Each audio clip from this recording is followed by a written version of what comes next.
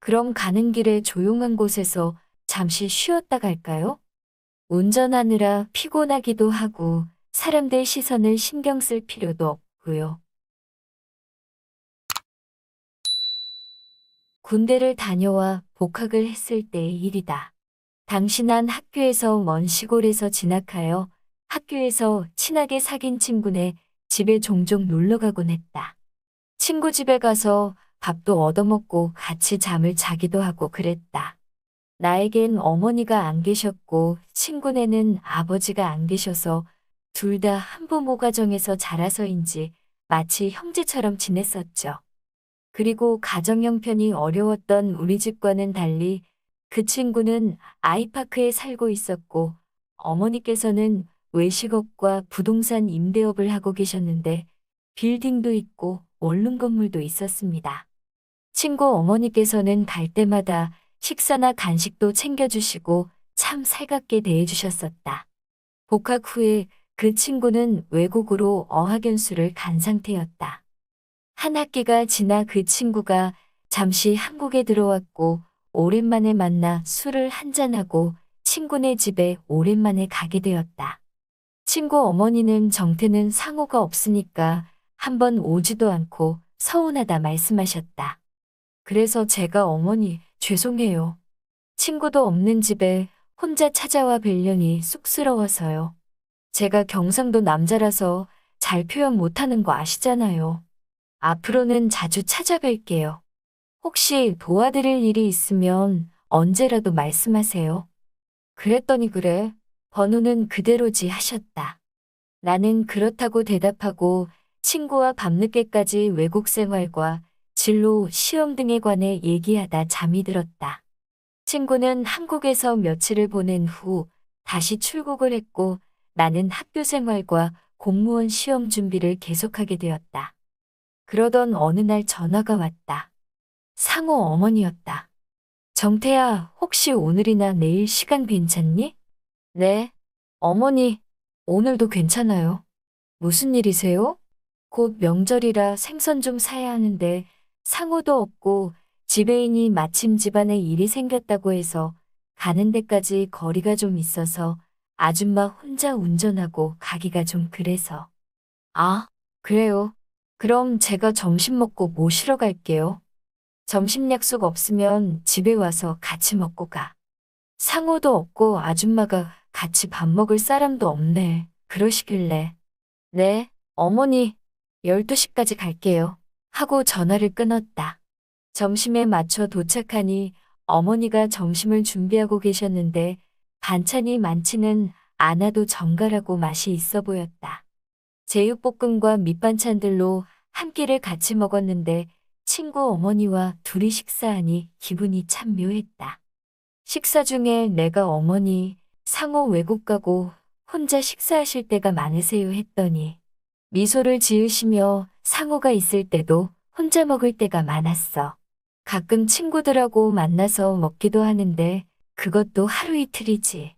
매일 같이 가족들하고 밥 먹는 게 내 평생 소원이야. 소원치곤 소박하지.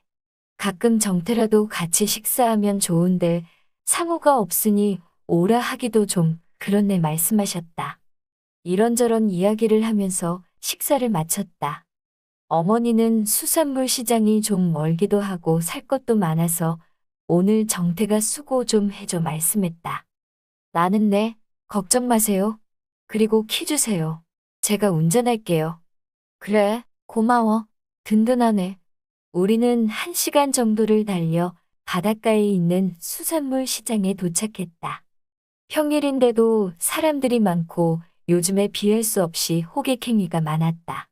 어머니는 사람들도 많고 활기차고 기운이 나는 것 같네.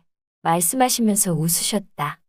우리는 말린 조기와 명태, 아구, 갈치, 멸치, 박대인가 하는 생선의 잘 기억도 안 나는데 내 양손에 가득 담을 정도로 샀다.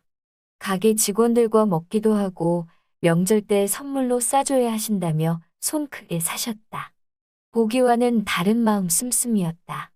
한참 시장을 보고 물건을 차에 싣고 다시 차에 올랐다. 어머니는 바다 냄새가 오랜만이네. 옛날 생각도 나고 그렇네 하시길래 내가 그럼 바닷가로 한번 돌다 가실래요 하며 물었다. 어머니는 정태만 시간 괜찮으면 그럴까 하시길래 맨날 도서관에 있다가 밖에 나오니까 너무 좋아요. 저도 바다 한번 실컷 보고 싶어요. 그래, 그럼 한 바퀴 돌고 돌아가자. 난 해안가 쪽으로 핸들을 돌렸다. 수산물 시장이 있는 지역이 아닌 인접 지역으로 방향을 잡고 가는데 바다가 나오려면 한참을 가야 했다. 운전하면서 친구 이야기나 학교 이야기, 군대 이야기 중 재미있을 만한 에피소드 위주로 이야기했고 친구 어머니는 가끔 웃기도 하고 그러셨다. 그러던 중 바다가 나오기 시작하고 어머니는 그 바다들을 물끄러미 쳐다보셨는데 순간 여자 같은 기분에 뭔가 내 마음도 약간 울렁거리는 느낌이 들었다. 나는 어머니 바다를 보시니 어떠세요? 물었다. 그녀는 그냥 이런저런 생각이 많이 들어. 마음은 소녀인데 세월이 벌써 이렇게 됐구나. 아쉬움도 들고 그러네. 세월은 유수 같다더니 상호 낳은 지가 엊그제 같았는데 너희들이 벌써 이렇게 컸구나. 어머니 저 앞에 커피숍이 있는데 차나 한잔 하실래요? 말했다. 아니야. 다른 사람들 시선도 있고 차에서 얘기하는 게 더 편해. 그러다 결국 사고를 쳤다. 그럼 가는 길에 조용한 곳에서 잠시 쉬었다 갈까요? 운전하느라 피곤하기도 하고 사람들 시선을 신경 쓸 필요도 없고요. 그게 무슨 말이야?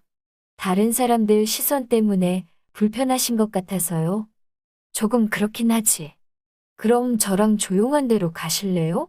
말하고 나서 나는 이게 아닌데. 어떻게 수습해야 하나 난감한 상황이었다. 그런데 친구 어머니는 아무런 대답이 없으셨다. 짧고도 어색한 정막이 흘렀다. 싸한 분위기를 수습하기에 난 뭔가 결정을 해야 했다. 난 아무 말이 없이 바닷가가 훤히 내려다 보이는 주차장으로 차를 몰았고 그녀는 한층 더 생각이 많으신 표정이었다.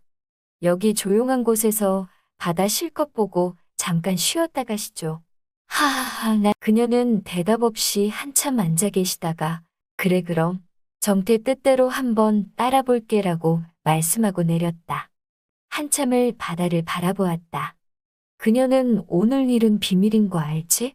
라고 말했고 난 비밀이라 더 애틋한 것 같아요. 라고 대답했다. 그리고 한 3주 정도 지났을까?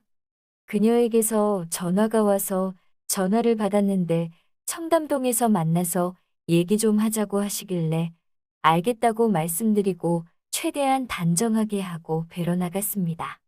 처음에는 그날 일에 대해 물어보면 어떻게 대답을 해야 하지 하고 긴장하고 있었는데 그냥 술 한잔 먹고 싶어서 불렀다고 하더라고요. 나중에 알고 보니 당시 그녀는 지배인 아저씨와 5년째 사귀고 있었는데 성격차와 재혼 문제로 자주 다퉈서 둘 사이가 그리 좋지 않은 상태였는데 2주 전에 헤어졌다는 겁니다. 그날 많이 힘들어 하셨죠. 외동인 친구는 유학 중에 있었고 일적으로나 사적으로나 믿고 의지했던 남자친구는 헤어지면서 일을 그만두고 멀리 떠났기에 그녀의 상실감이 더 크셨을 거라는 걸 알고 있었어요. 그녀는 날 아들처럼 생각해도 되는지 여쭤보셨고 저도 좋다고 하였죠. 그때는 정말 진심이었어요.